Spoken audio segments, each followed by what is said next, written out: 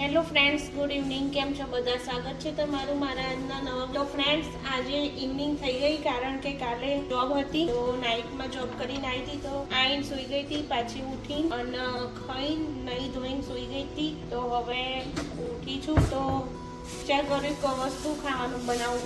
બહુ જ થાકી ગઈ હતી, એટલી બધી ટાયર્ડ થઈ ગઈ. તો જોઉં છું આ મેથી પડી છે તો મેથીના થેપલા બનાવી દઈએ એવું વિચાર. દાણા સાફ કરીને મેથીને અને પચના ઢેબડા બનાવું એ વખત તમને મળું. તો ફ્રેન્ડ્સ, મને એક વાત યાદ આવી. મેં કીધું ઇન્ડિયામાં તો આપણા હતા ને ત્યારે તો મમ્મી હોય કે પછી સાસુ હોય તો એ લોકો મેથીને બધું સાફ કરીને મૂકે આપણા માટે. પણ અહીંયા તો કેવું જાતે જ બધું કરવું પડે. જો જોબ જઈને આવ્યા હોય તો એ વાટલી મેથી બધી સાફ કરી અને પછી હવે એના કટિંગ વટિંગ કરીને પછી જાતે જ બનાવવા પડશે.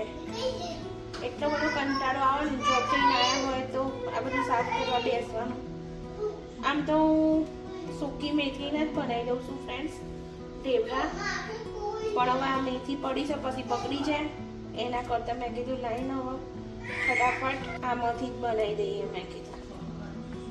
અને હવે 7 વાગી ગયા છે, પાછા ફરીથી જોબ જવાનું છે. આજે બીજો દિવસ જોબનો. જોઈએ હવે કેવો રહેશે જોબમાં, કારણ કે આજે તો બહુ જ થાક લાગ્યો. પાછા જોબ જઈને આવી છે એટલે કાલે આનો આ જ પ્રશ્ન, ખાવાનું શું બનાવું. કોઈ ગરમ ગરમ ખાવાનું આપી દે તો ગરમ રોટલી પર બેસવાની કે મજા આવે. અને ફ્રેન્ડ્સ અહીંયા કરશે ને, હા બેટા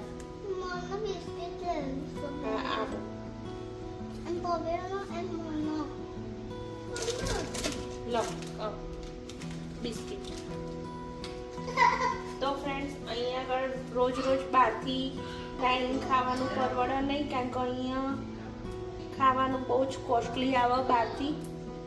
અને મને તો સાચું કહું બહુ એટલું બધું બહારનું ખાવાનું ઓછું જ ભાવે. મને સબ વધારે ભાવે. અહીંયા આગળ સેન્ડવિચ મળે છે તો એ વધારે ભાવે, પણ એવું બધું હવે રાત્રે ના ખવાય. તો રાત્રે તો ગરમા ગરમ ખીચડી શાક વધારે સારું લાગે.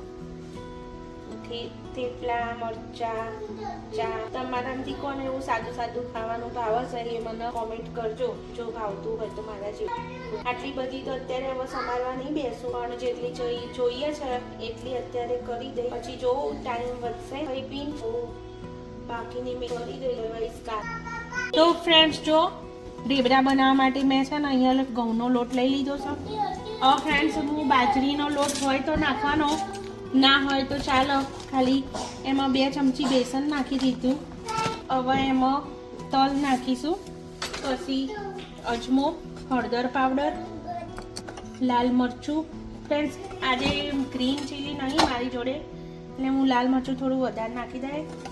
થોડુંક ધાણા જીરું, પછી સુગર, પછી આ લસણ ટીચીને રાખ્યું હતું એ, પછી અહીંયા સોલ્ટ નાખી સ્વાદ પ્રમાણે, વધારે ઓછું જોઈ લેવાનું થાય. પછી અંદર આ મેથી ધોઈ નાખી હતી મેં સમારી, અને અંદર લાસ્ટમાં તેલ. તો બસ હવે આને મિક્સ કરવાનું મસ્ત, અને મિક્સ કરીને અને પછી આનો લોટ બાંધી દેવાનો. તો ફ્રેન્ડ્સ, લોટ બાંધીને તૈયાર થઈ ગયો છે. તો જુઓ, થોડું તેલથી મોઈન કરી નાખ્યો હતો. અને ફ્રેન્ડ્સ, આમે થેપલાના લોટમાં થોડું છે ને તેલનું પ્રમાણ થોડું વધારે રાખવાનું તો બહુ સારા બનશે, સોફ્ટ.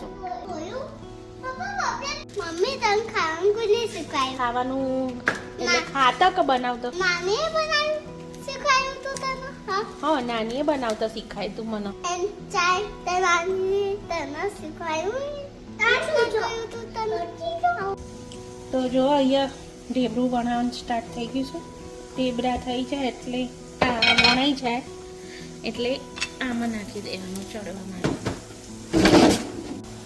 તો ફ્રેન્ડ્સ, અહીંયા જો ઢેબરું ચડે છે.